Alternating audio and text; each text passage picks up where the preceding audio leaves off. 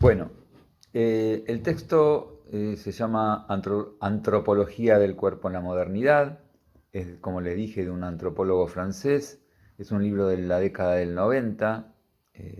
David Le Breton es un antropólogo contemporáneo, es decir, aún está viva, o creo que el año pasado, y suele venir a la Argentina y da sus conferencias, sus congresos y sigue escribiendo. Es una persona bien activa. Y este libro, la verdad que fue en su época bastante estudiado, bastante trabajado y que de alguna manera puso dentro del campo de la antropología y de la sociología al cuerpo en un lugar de mirada que hasta esa época, hasta ese momento quizás no había tenido tanta importancia en el campo de la ciencia. El cuerpo era visto como esta cosa material, orgánica, biológica meramente, del campo de la medicina, y tanto Le Breton como otros autores, como Foucault también,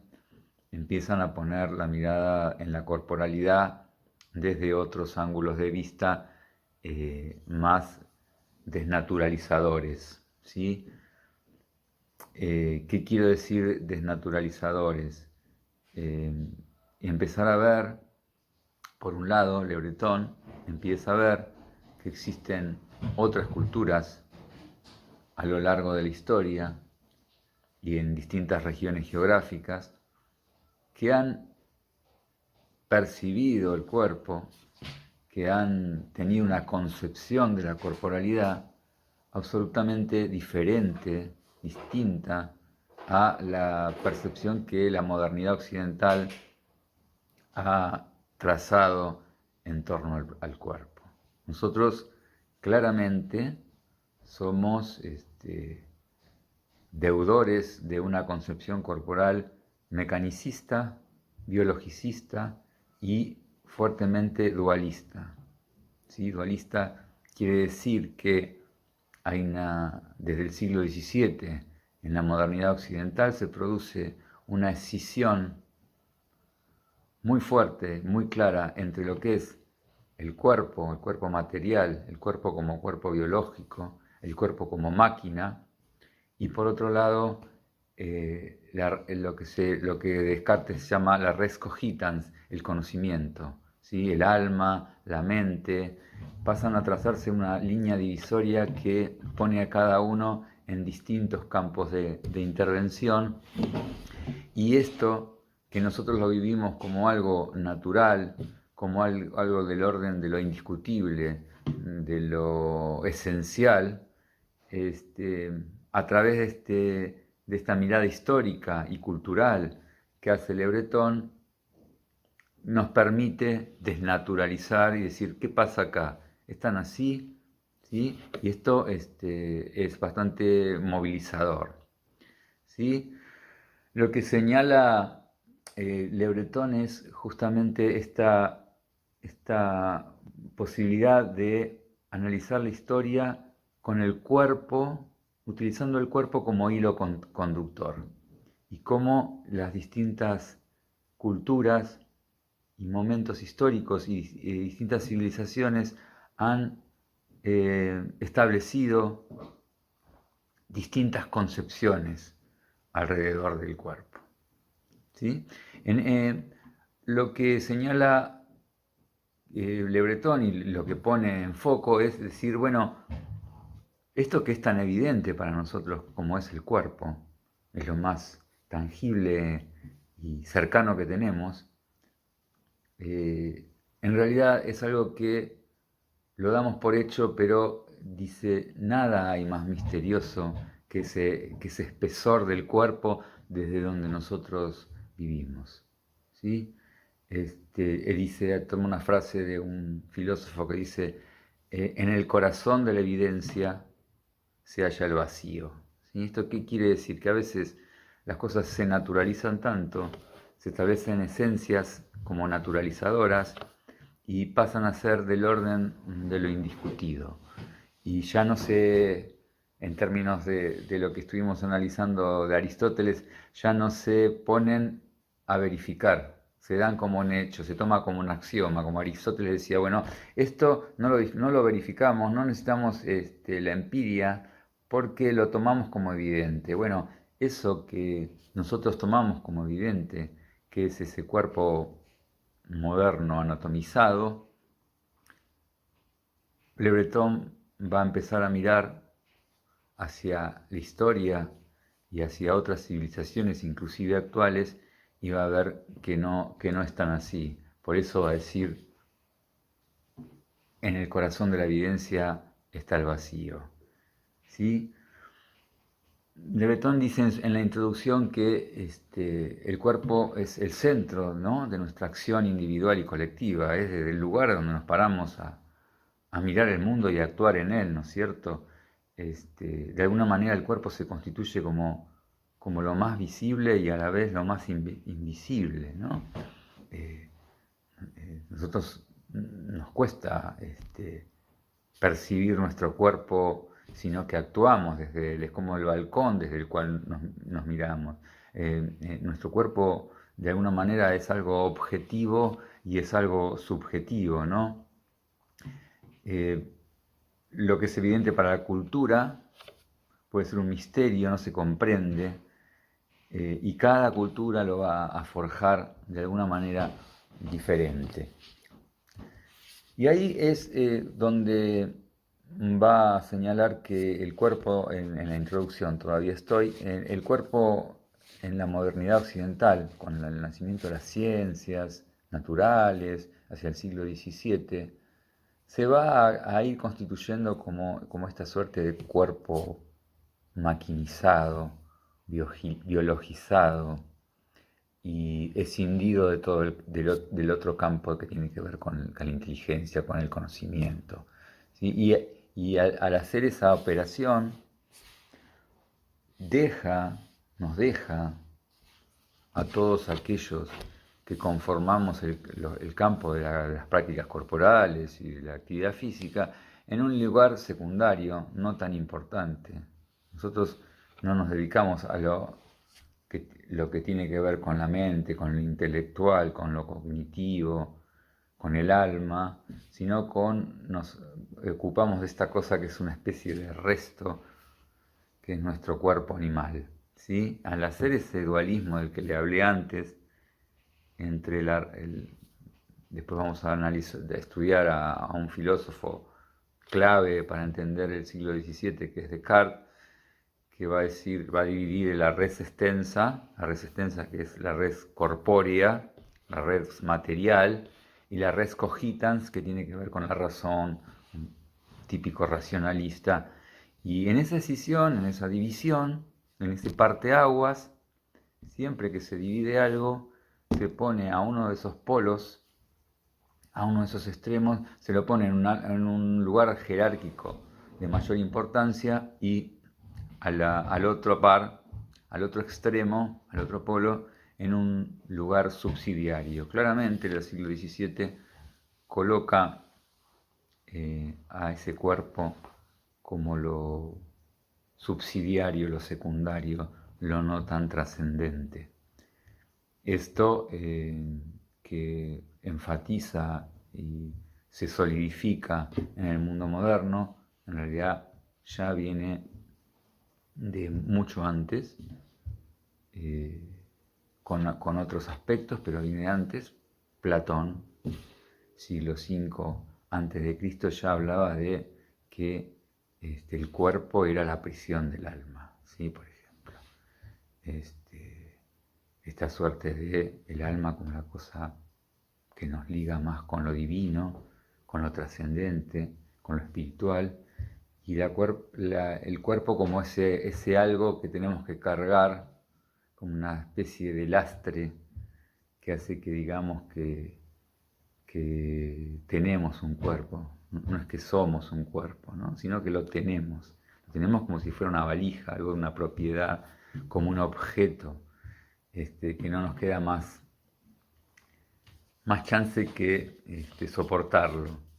Esta posición platónica después se va a transmitir, y de otras filosofías como la órfica, se va a transmitir muy fuertemente a la iglesia, ¿no? Al catolicismo, en donde también va a ser a todo lo que tiene que ver con el cuerpo, la fuente del pecado, lo que debe ser controlado, lo que debe, el apetito sexual, todo lo que tiene que ver con los sentidos corporales, debe ser tratado de controlar, de limitar, porque es el lugar que nos va a llevar al infierno, ¿sí?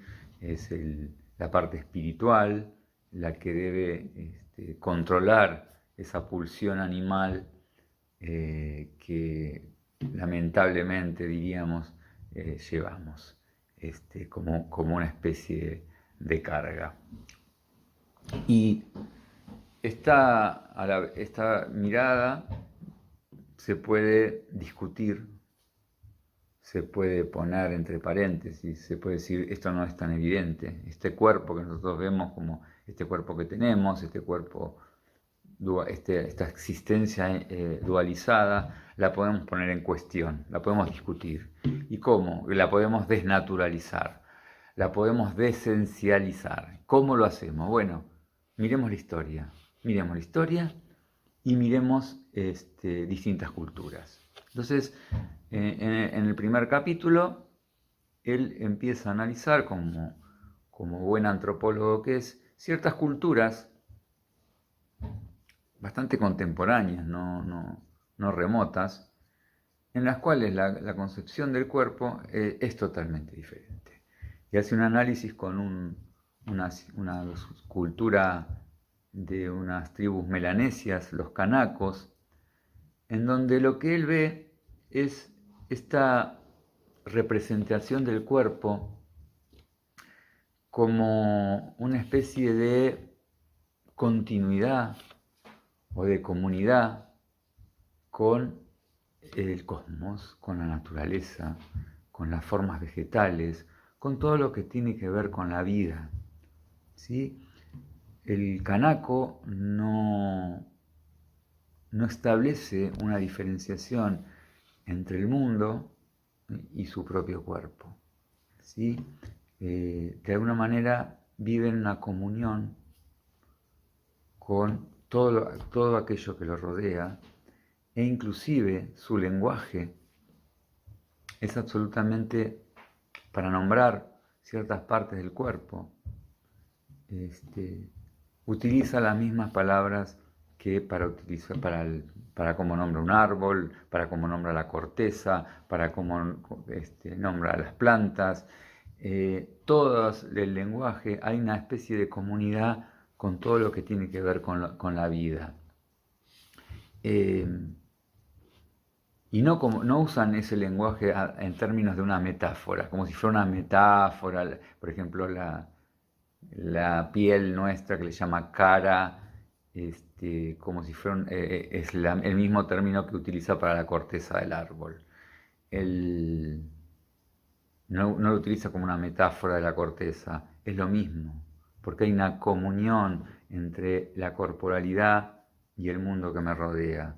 No hay un distanciamiento.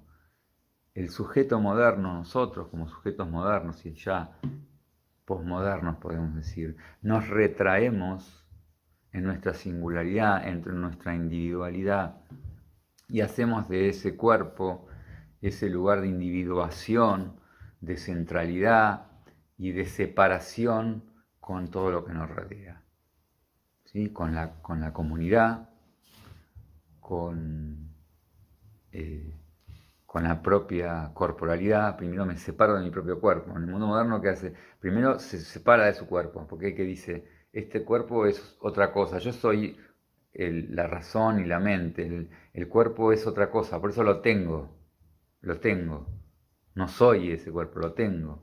Y por otro lado, también me separo de la comunidad en la que vivo. Piensen otra vez, los canacos, hay una fuerte idea comunitaria. Yo soy mi comunidad, ¿sí? No hay una idea de persona individual. La idea de persona individual, la idea de sujeto individual, es una construcción simbólica del mundo moderno, ¿sí? De ninguna manera hay esta idea de separación individualizada del ser, ¿sí? Por eso la vida del canaco es una vida fuertemente arraigada a lo comunitario, en donde, por ejemplo, esta idea, por ejemplo, del árbol como asentado en un pasado que lo contiene, es esta misma idea del canaco. El canaco se siente parte de una descendencia y de los hijos que va a tener. Hay una idea de continuidad con la vida en su conjunto, y por lo tanto también la muerte no es más que una continuidad de un proceso del cual nosotros no somos algo separado, sino del cual nosotros formamos parte. Esto que Le Breton ve en los canacos de ninguna manera es una especificidad de una cultura, una rareza de una cultura, sino que se puede encontrar, por ejemplo, también en los pueblos africanos. Los pueblos africanos tienen esta misma mirada comunitaria y esta misma mirada de comunidad con la naturaleza y con la comunidad de la cual forman parte. Hay ciertos relatos que permiten visualizar eso, y hay muchos antropólogos que han trabajado también en eso, ¿no? Por ejemplo, hay una famosa frase que dice para educar a un niño en África, se dice, se necesita una aldea, ¿sí? No hay una mirada de una familia singular que se dedica, sino que es todo el conjunto, la comunidad, ¿sí? A la familia en sentido ampliada, la que va a trabajar con la crianza de ese niño. ¿Por qué? Porque hay una mirada colectiva, no una mirada individual. Hay otro relato bastante conocido con relación a una palabra africana que es Ubuntu, que es el siguiente. Dicen que hay un antropólogo fue una vez y hizo un juego con unos chicos de una tribu, en los cuales les decía, ponía una canasta de manzanas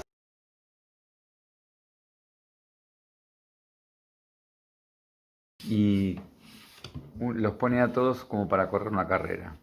Y les dice que aquel que llegue primero se va a llevar la canasta de manzanas.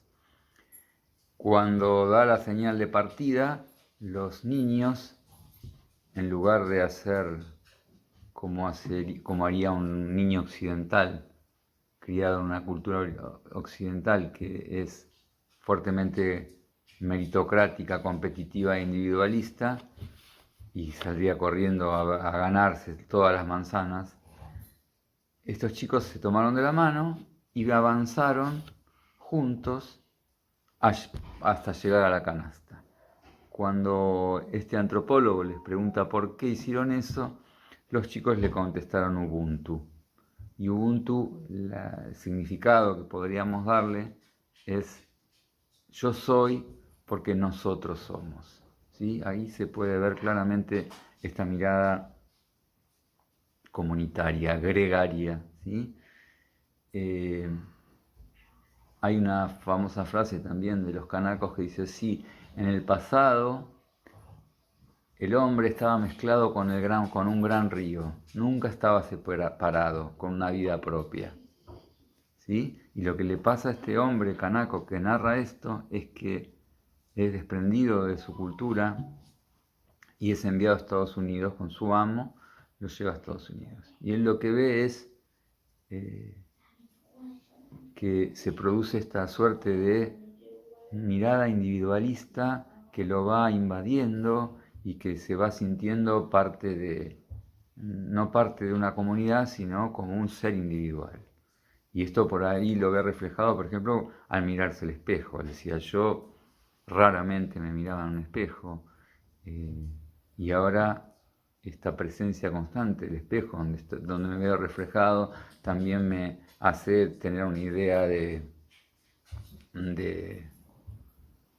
sujeto individual, ¿sí? Y dice, lo único que me dieron ustedes, refiriéndose a este mundo occidental, es me dieron un cuerpo. Y pero no cualquier cuerpo, sino este cuerpo occidentalizado, individualizado, parte de esta aspecto o polaridad meramente biológica y orgánica. Esto mismo, Le Breton, como buen europeo, siempre ha tenido una mirada sobre lo que fueron las colonias europeas, por eso ha mirado la zona de Asia, la zona donde había muchas colonias francesas, la zona de África, que también estuvo repleta de colonización francesa. Pero acá nosotros, desde nuestra mirada latinoamericana, podemos también establecer este mismo pensamiento con respecto a los pueblos y a las culturas amerindias, los aztecas, los mayas y sobre todo más cerca nuestro, los incas. Había una mirada absolutamente diferente en relación a su cuerpo, a su relación con la comunidad. En estos pueblos andinos era central lo que se llamaba el Ayllu. El Ayllu era una comunidad organizada de una familia ampliada que de alguna manera oficiaba de proveedor y de organizador de toda la vida de quienes vivían ahí. Y de la misma manera había una relación mucho más estrecha y de mayor cercanía con todo lo que tenía que ver con la naturaleza, ¿no? Esta cosa de Viracocha como la madre tierra, la Pachamama, los ritos y festejos que se hacían en relación a la tierra. Eso hacía que la concepción, vuelvo a decir, de nuestra existencia estaba menos ligada a un cuerpo separado, a un cuerpo individualizado. ¿Sí? Es la modernidad, como va a decir Durkheim, es la que va a hacer del cuerpo el factor de individuación, va a decir. ¿Sí? El que va a generar Le Breton dice, esta separación del hombre, de su cuerpo, de la comunidad y del cosmos. Nos alejamos, nos ponemos como afuera del mundo para representarlo y para mirarlo. Y el cuerpo pasa a ser ese límite, ese bastión desde el cual miramos, pero ya hasta en una situación de exterioridad hacia el propio cuerpo. Porque lo que realmente somos para el mundo moderno es nuestro pensamiento, nuestra razón, nuestro espíritu. Y esto va a derivar en un montón de cuestiones que tienen que ver con lo que es nuestro mundo ligado a las prácticas de la actividad física, al deporte, a la competencia, a la mirada sobre la corporalidad, que nos atraviesan como gente que trabajamos en este campo. Entonces, ¿cómo desnaturaliza la corporalidad? ¿Cómo va a estudiar la corporalidad Le Breton? ¿Y cómo la va a desnaturalizar y desesencializar? Bueno, justamente a través de una mirada, se llama sincrónica, es decir, cómo distintas culturas en un mismo momento histórico, como puede ser los canacos, los tribus africanas, no tienen la misma percepción del cuerpo de la persona individual como el hombre occidental, como nosotros. Y después ya en el capítulo 2 va a establecer esta misma desnaturalización, pero atravesando la historia, a través de una mirada diacrónica. Diacrónica quiere decir a través del tiempo, en la que va viendo que también el mundo occidental, la Europa medieval, tampoco tenía esta concepción de la corporalidad y cómo se va a ir produciendo esta transformación que va a derivar en este cuerpo anatomizado, biologizado.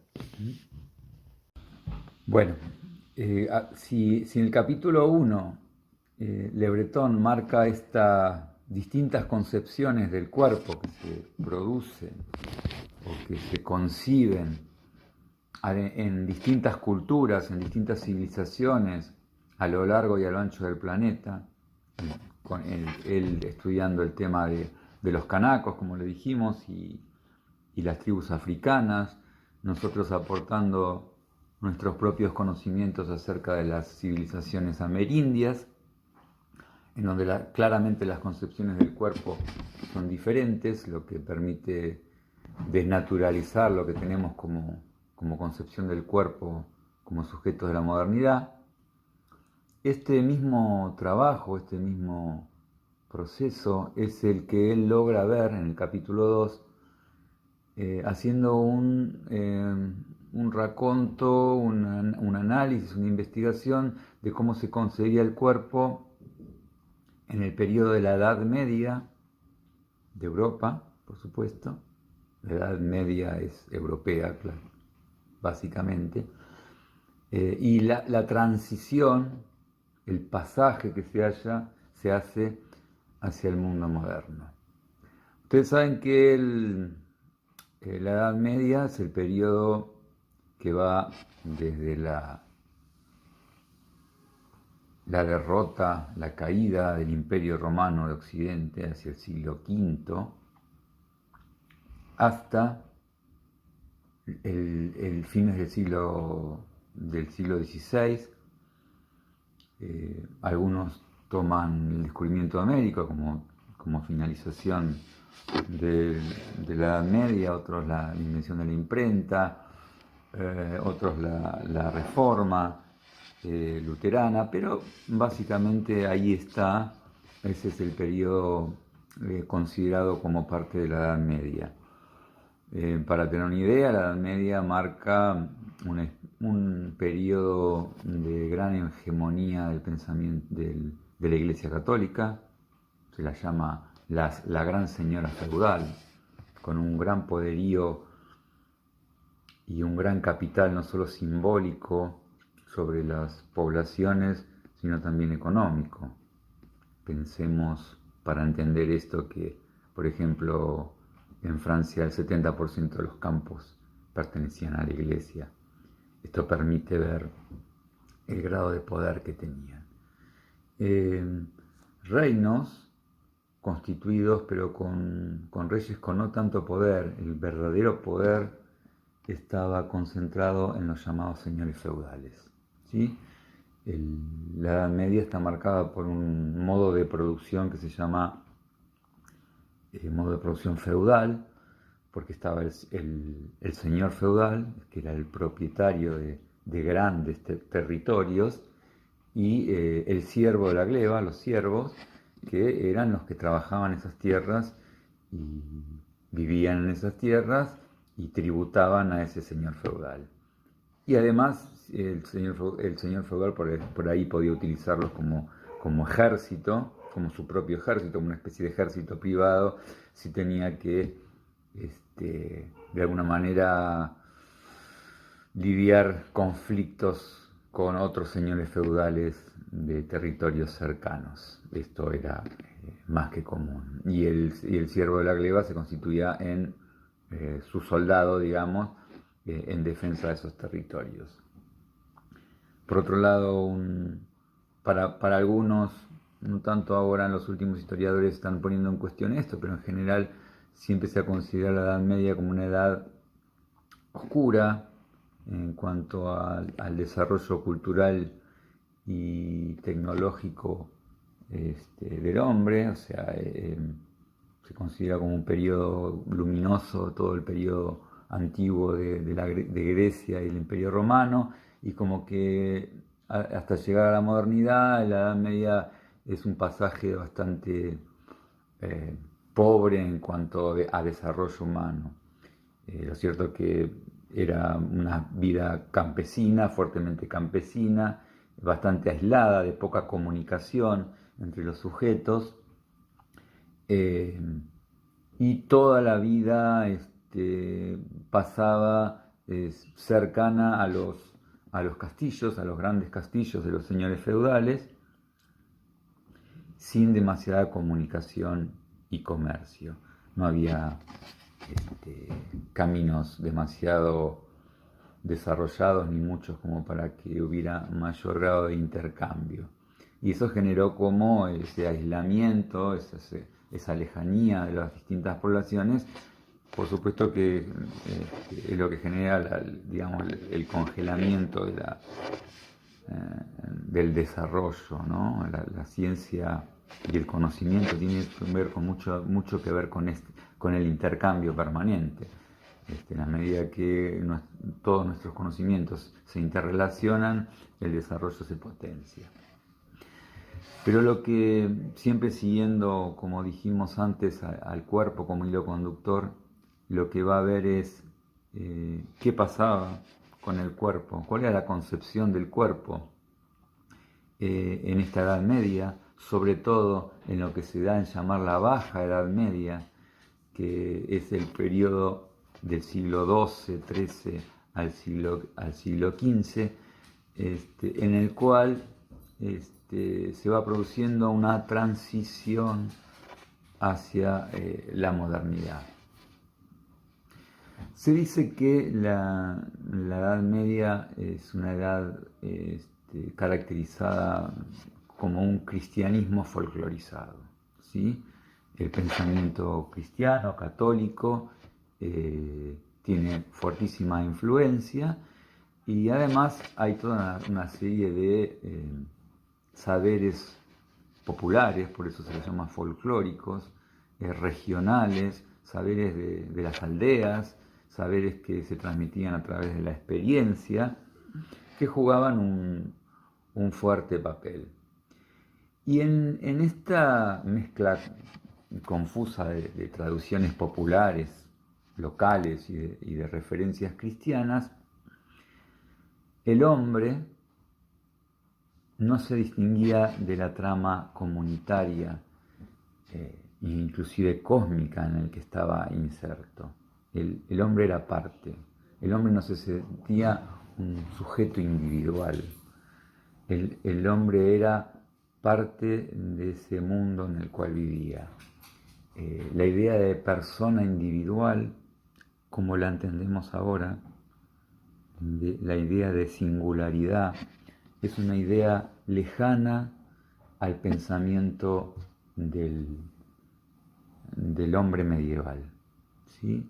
Hay idea de ser parte de, ¿sí? No solo de ser parte de la grey cristiana, sino ser parte de la aldea, ser parte de todo aquello que conforma la comunidad viviente, ¿sí?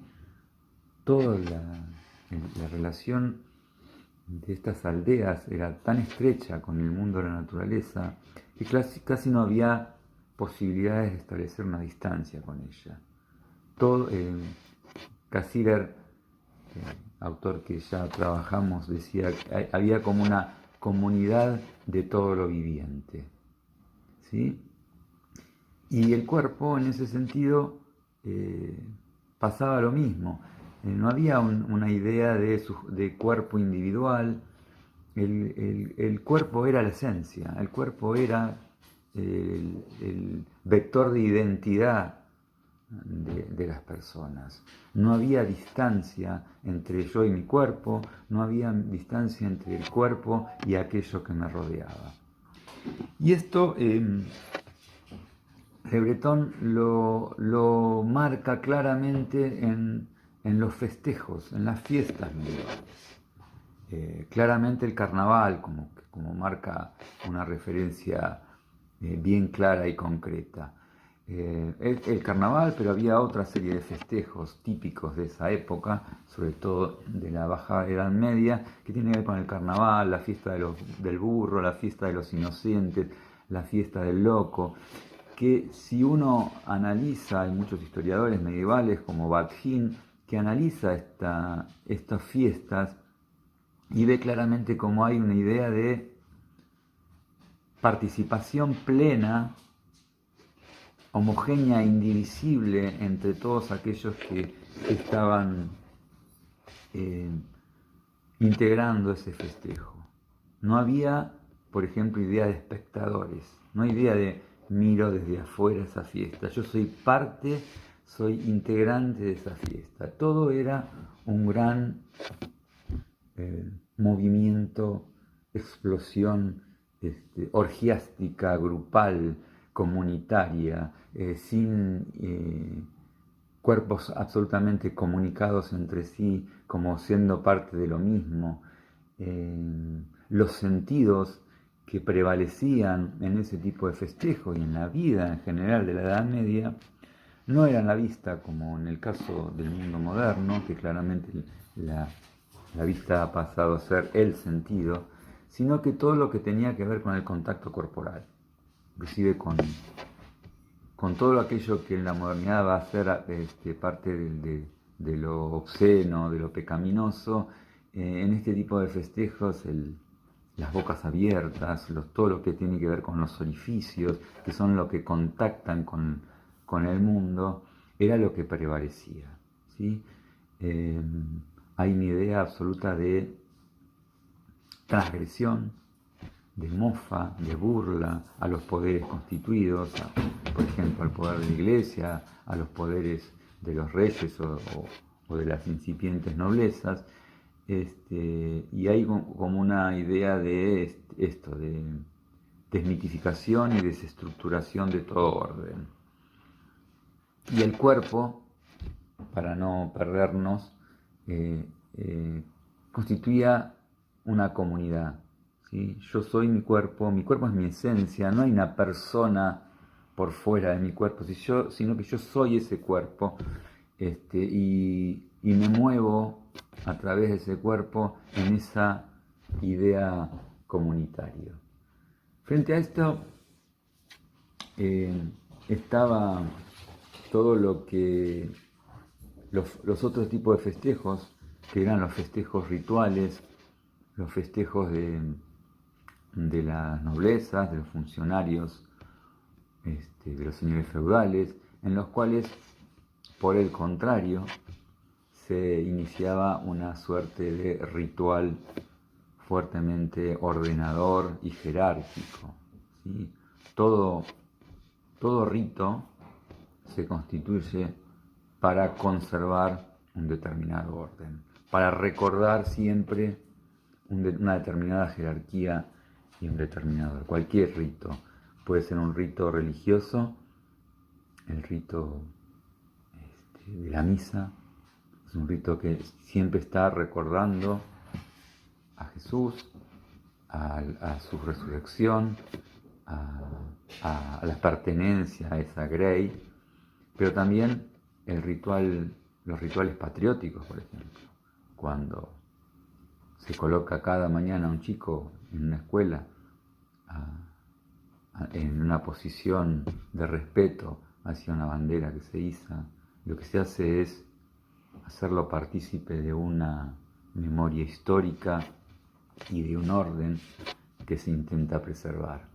Entonces, acá nosotros solemos traer a una distinción interesante que hace un filósofo Nietzsche, con el cual ya también trabajamos, que en una de sus primeras obras habla en el origen de la tragedia, habla de los griegos y la conjunción de dos grandes dioses, el dios Dioniso y el dios Apolo. Y ahí marca lo que es lo dionisíaco y lo apolíneo, como que conviven de manera armónica, o no armónica, pero en constante tensión, pero por lo menos siempre el par está jugando en esa cultura griega. Y acá se distingue claramente, por un lado, lo dionisíaco que está dado en estos festejos populares, en los carnavales, en la fiesta del burro, en la fiesta del loco, en esas fiestas fuertemente transgresoras, fuertemente burlescas, en la cual había una idea de vida desplegada. El dios Dionisio es el dios de del erótico, de la exuberancia de la vida, de la pulsión, del instinto, que no pone límites, que quiere expandirse y desarrollarse sin ninguna limitación. Y el dios Apolo, por otro lado, que marca lo apolíneo, que está claramente establecido en este otro tipo de ritual o festejo religioso o monárquico, en donde claramente lo que se quiere establecer es la racionalidad, el control, el ritmo estable, regular, una suerte de sostener y reproducir y conservar un determinado orden. Eso se puede ver a través de esta distinción entre los festejos populares y los festejos religiosos. Entonces, esto tiene que quedar bien claro para desnaturalizar. Nosotros hablamos del sujeto moderno, de la persona individual, y estamos hablando de algo que para nosotros es algo del orden de lo natural, de lo que existió siempre. Y esto no es así, ¿sí?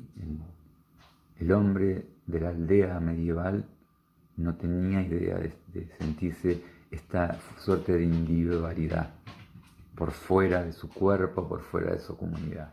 Hay una idea de comunidad, hay una idea de conjunto. El cuerpo, de alguna manera, es un cuerpo colectivo. Y un cuerpo colectivo no solo con los demás seres que convivían, sino también con todo lo viviente. Por eso toda esta cultura que se da en llamar animista, ¿no? Los animales el hombre lobo, las piedras que hablan o que se mueven, esos relatos míticos, todos los saberes y las tradiciones en torno a las brujas. Las brujas eran las mujeres que constituían el lugar del saber local, del saber sobre las plantas, sobre las propiedades de las plantas, las curas, el saber regional, el saber local, la transmisión de las experiencias de las culturas, de las familias y de las generaciones anteriores. Por eso fueron después tan combatidas y quemadas en las hogueras por la iglesia, porque de alguna manera combatían y constituían una mirada diferente a la del mundo que se va a imponer luego. Como les decía, voy a traer a este autor, Bakhtin, que es uno de los principales investigadores de este mundo medieval. Bakhtin señala, le voy a leer textual de Le Breton, señala esta condición principal del carnaval medieval en la que los participantes entraban en él de manera plena, indiferenciada y total. No había posibilidad de mirar desde dentro. Se era parte de ese aquelarre irracional. No hay un yo, no hay un tú diferenciados. Se trata de un nosotros indiferenciado e inconsciente. El desborde y el contacto corporal, que no respeta jerarquías ni normalidades, tiene a todos los sentidos en acción, siendo la vista quizás la menos requerida. Se es parte, se está adentro y de ninguna manera hay posibilidades de convertirse en un observador parcial. En el carnaval todos los poderes son derribados y rige la más absoluta anarquía. Todo aquí es sagrado en su sentido pleno. En el carnaval no hay profanos ni neutrales. Todos juegan el juego sin saber más que sus reglas inefables. Inefables quiere decir que no se pueden nombrar, que no se puede poner palabras. Hay una vivencia sin palabras de aquello que estamos viviendo. Entonces, vuelvo a repetir, hay un nosotros indiferenciado e inconsciente, y no hay en ese festejo del carnaval, del festejo carnavalesco, no hay jerarquías, ¿sí? El cuerpo grotesco es un cuerpo popular, desbordante, sin límites. El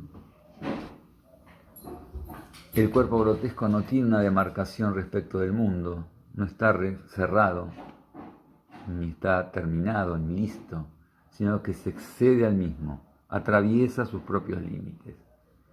El acento está puesto en las partes del cuerpo en que éste está o bien abierto al mundo exterior o bien abierto al mundo, es decir, como les dije antes, ¿no? Los orificios, las protuberancias, todas las ramificaciones y excrescencias, bocas abiertas, órganos genitales, senos, falos, vientres, narices, todo eso parte constitutiva importantísima en todo este mundo carnavalesco.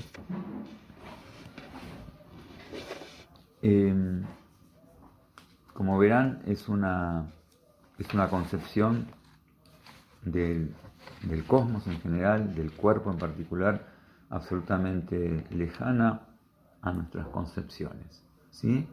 Es un cuerpo absolutamente comunitario, un cuerpo el cual soy, el cual que me constituye, sin diferenciarme de él, pero a la vez es ese cuerpo que tampoco me diferencia de el resto de la comunidad e inclusive de todo aquello viviente. Por eso él va a decir que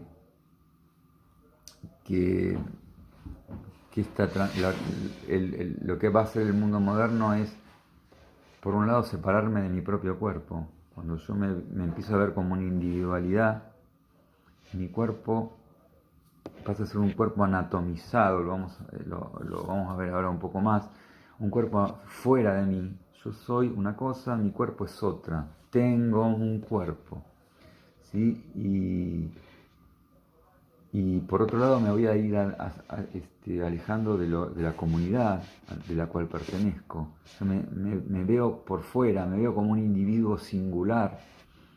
Y por otro lado, toda esta vivencia cósmica, este sentirse parte de una comunidad cósmica, también, que lo vimos claramente en las tribus africanas, en los canacos, en los incas, todo eso se va perdiendo. Aparece con la modernidad, hacia el siglo XV-XVI, se va a producir este cambio, esta transición al hombre moderno, en donde el cuerpo va a ser otra cosa, pasa a ser otra cosa. Lo que se da en los siglos XIII, XIV, XV, sobre todo XIV, XV, es esta transición, que no es una transición que se da de un día para el otro, sino que va a durar y va a ir cambiando progresivamente a través de cientos de años. ¿Dónde se pueden ver estos cambios? Muchas veces la historia es clara cuando uno ve la transición, ¿sí? Cuando ve el cambio de una concepción a otra. Por un lado, en el tema de la medicina, ¿sí? La medicina hasta a la época de la Edad Media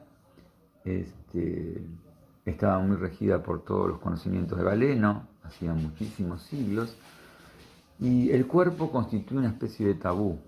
El cuerpo no se tocaba. Los médicos que iban a las universidades, que ya existían desde el siglo XII, en general eran médicos clérigos, pertenecientes a la Grey católica, y no tenían ningún contacto con el cuerpo. Tocar el cuerpo, tocar la sangre, era visto como tabú, ¿sí? Y quizás los seres más denostados y peor vistos por la sociedad eran justamente los que se dedicaban a eso, que eran los cirujanos, los barberos, los carniceros y los verdugos. Esos que trabajaban y actuaban en el cuerpo no eran muy bien vistos en esa sociedad. El médico tenía que saber latín, tenía que saber un montón de conocimientos que tenían que ver con lo religioso, pero saberes que tenían que ver con lo estrictamente corporal o anatómico, muy poco. Se marca el ejemplo de un cirujano, Ambroise Paré, que había descubierto una forma de ligar las arterias para que la gente no muriera desangrada, y como era un cirujano no reconocido por los médicos universitarios y porque no sabía latín, fue absolutamente denigrado y desconocido sus conocimientos. Lo que va a verse es la aparición poco a poco de un sujeto nuevo que va a ser el llamado sujeto burgués. ¿Sí? En los siglos XII y XIII se va produciendo cada vez un mayor intercambio comercial. Hay una serie de desarrollos tecnológicos que tienen que ver con la navegación, con la mejora de los caminos y demás, que va generando que sobre todo ciertos burgos, los burgos eran las pequeñas poblaciones que se iban generando cerca de los castillos, van creciendo, se va generando cada vez más intercambio, más comercio, más relación interpersonal, va habiendo cada vez mayor comercio con el Oriente. Nosotros ahora tenemos esta pandemia en los siglos XII, XIII, muchas de las pandemias y las grandes muertes de las poblaciones tenían que ver con el comercio que venía de China, que venían con ciertos virus para los cuales los organismos no estaban preparados. Y este comercio incipiente, este crecimiento del intercambio comercial, mercantil, va a ir generando la aparición de este nuevo sujeto, que es el sujeto burgués. El sujeto burgués claramente es el banquero, es el comerciante, es el hombre de la ciudad, que ya se va empezando a percibir como ese hombre que se hace solo a sí mismo, que va a ir teniendo cierta mirada individualista en sus relaciones. Es este sujeto que se va a ir sintiendo ya no tanto parte de la comunidad en la que vive, sino que se va a ir constituyendo como un sujeto individual, un sujeto universal, un sujeto del mundo. Podemos ver también, y esto Le Breton lo analiza de manera muy interesante, con el tema del arte, de la aparición también del artista, que empieza a cambiar la forma de representar y de hacer sus cuadros. Hasta ese momento, ¿qué características tenían los cuadros? Bueno, los cuadros tenían que ver con motivos religiosos. Los únicos rostros o cuerpos que se representaban eran o de los grandes clérigos, o de los ángeles, o de los santos, pero no de las personas individuales, de los sujetos. Y con este desarrollo de ciertos comerciantes, ciertos burgueses que empiezan a acumular una riqueza más que importante, empiezan a aparecer estos pintores que son directamente subvencionados por lo que se llamaba el mecenazgo. Los grandes burgueses se convertían en mecenas que de alguna manera financiaban las obras de estos artistas y la vida de estos artistas, y empieza a aparecer una cada vez mayor importancia hacia el rostro, ¿sí? Los retratos, los famosos retratos que nacen en este siglo XIV-XV. John Van Dyck es uno de los primeros que empieza a realizar estos retratos de los grandes burgueses y lo que aparece es una fuertísima importancia al rostro. ¿Por qué? Porque el rostro es justamente lo que marca la singularidad de las personas, lo que marca la individuación. Y además, la importancia de la mirada, ¿sí? La mirada, que como dijimos antes, en los carnavales, en los festejos, quizás era el sentido menos importante, menos trascendente, la mirada pasa a ser como esencial, porque otra vez es como la entrada al alma del sujeto, ¿no es cierto? Y ahí se puede ver también, a través de estos cuadros, esta transición al mundo moderno. Otra característica que podemos destacar, que Le Breton destaca, es que también la aparición de la firma en los cuadros se da en estos momentos. Y se da justamente también porque si antes la representación artística era algo comunitario, era algo que no respetaba ninguna individualidad, acá con la aparición del sujeto individual aparece también el artista que quiere firmar su obra para decir, yo soy este, aquí estoy. Y ya hablando ya de lo que se dio en llamar el Renacimiento, que es lo que se da en llamar el Quattrocento, le dicen, que es el siglo XV, principios del XVI, en donde ya el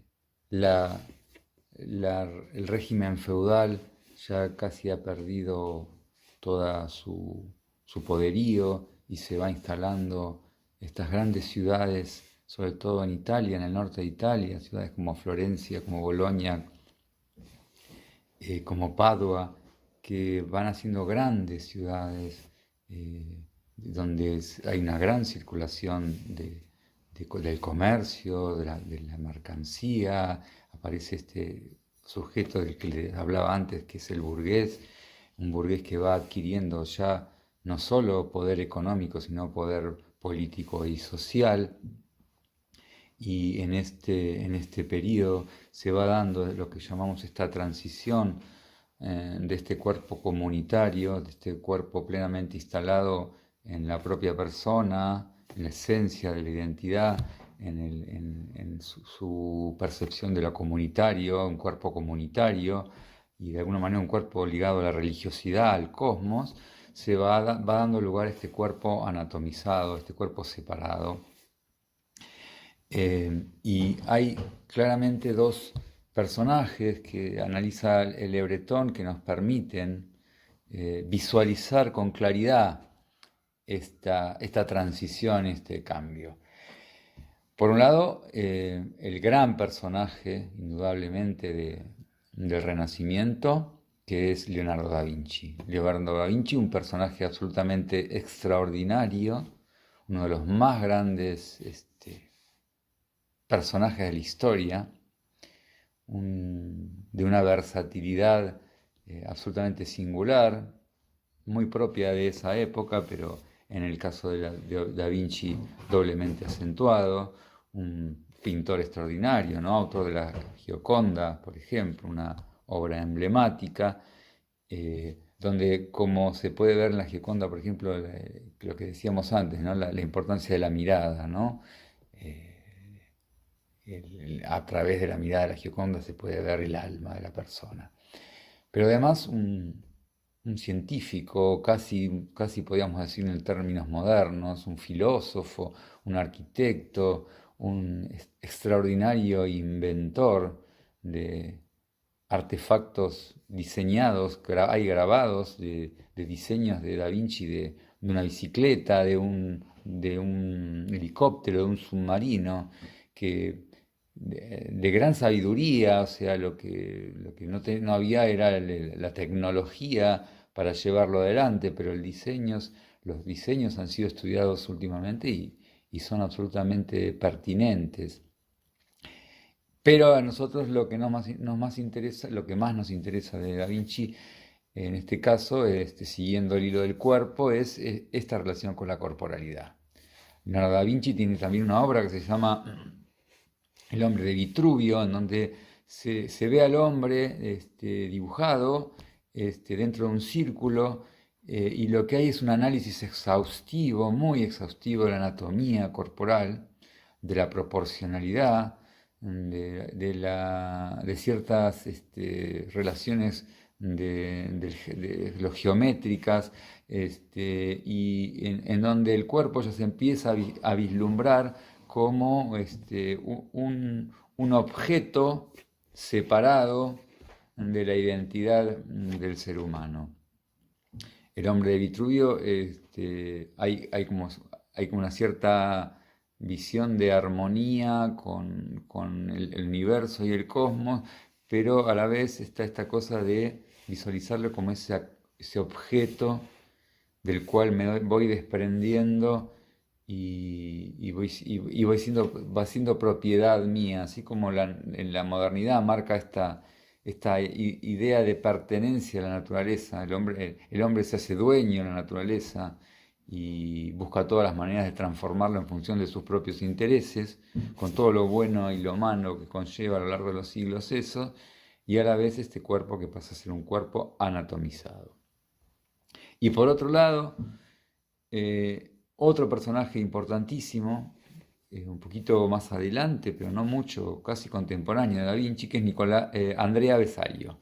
Andrea Vesalio, un médico anatomista nacido en Bruselas, hijo de médicos, de una posición, digamos, acomodada dentro de Bruselas, que vivía cerca del lugar donde eran ajusticiados los condenados, y las relaciones que tenía su padre les permitía hacerse de esos cadáveres y llevárselos para sus estudios.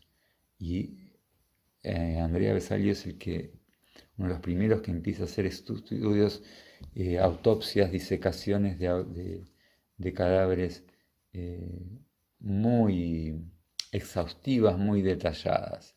Él después luego viaja a París, a la Universidad de París, y al final termina recalando en la de Padua, en la Universidad de Padua, en donde se lo puede ver en los grandes salones, en las grandes aulas, en los grandes claustros universitarios, rodeado de sus estudiantes, disecando los cuerpos de los cadáveres.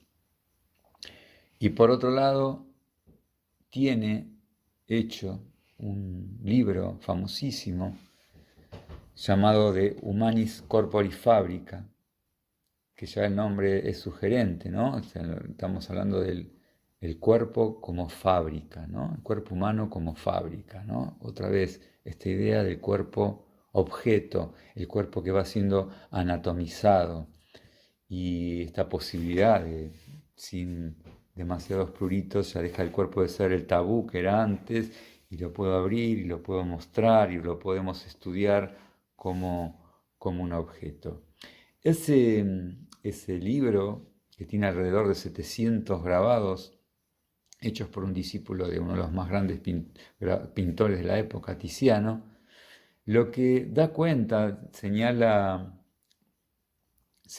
Le Breton, es que a través de ese libro y de los grabados de ese libro, se puede percibir este momento de transición en el cual el cuerpo va pasando a ser un objeto, va a pasar a ser un cuerpo anatomizado, pero a la vez todavía se puede ver a través de esos grabados que esos cuerpos no están despojados de humanidad. Hay cierta actitud de esos cuerpos dramática, trágica, se percibe algo como de culpa de quien observa ese cuerpo. No son esos cuerpos anatómicos que podemos ver en los manuales modernos de anatomía, en donde está absolutamente el cuerpo es un cadáver sin ninguna relación con la vida humana.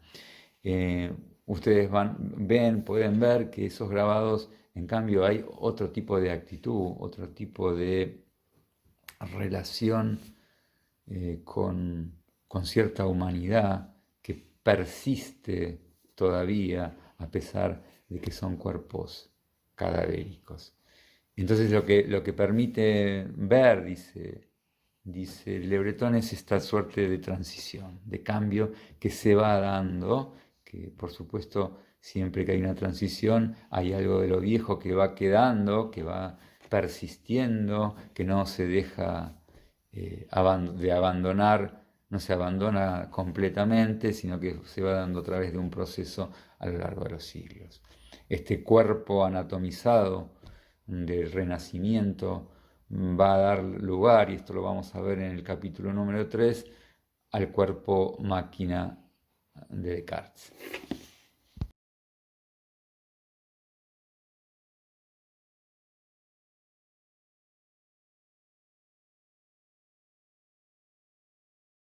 Bueno, nos vemos la próxima.